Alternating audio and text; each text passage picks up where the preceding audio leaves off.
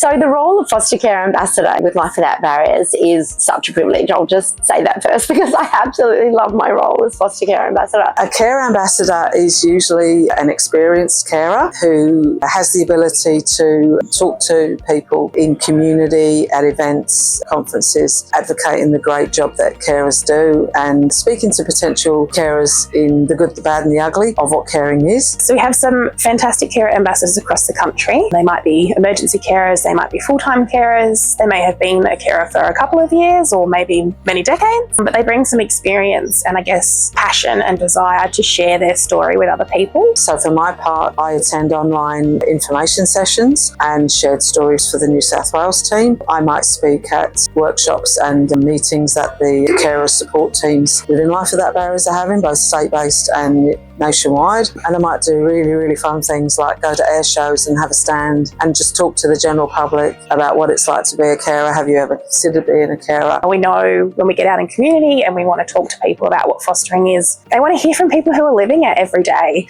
So our carer ambassadors are wonderful, passionate people that are happy to do that and share that and help us to build that community. It's great to talk to people who say to me, foster care, I've always thought about that. And it's so easy to strike up a conversation with somebody about the caring role and what it's meant to us and what it's meant to our children and how, it's just changed our family. I also love to challenge the idea of people say, oh, I couldn't give them back. And yeah, I get that. But then it's not about us. And I have to think, well, if it's decided that it's in the best interest of that child to go back to their birth family, then it's not your role to decide that. All you do is provide a safe space for that child while they're in your care and trust that where they go to next is going to be the best place for them. So in most cases, our carer ambassadors are coming about through, I guess, an expressions of interest kind of process. Regions will hold information sessions and share information around what the role looks like, what we'd be asking people to bring to that. So we talk about what the process is to become a carer ambassador. And typically it goes fairly similar to an employment process because carer ambassadors are a paid role with the organisation,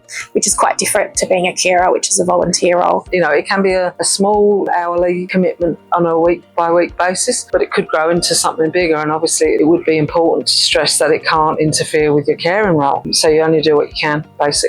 I would say we're probably pioneers in this space. We know that research tells us that people want to hear from carers and we listen to that research. And that's why we made a really conscious decision to make sure that we have carers as part of our team in doing this work.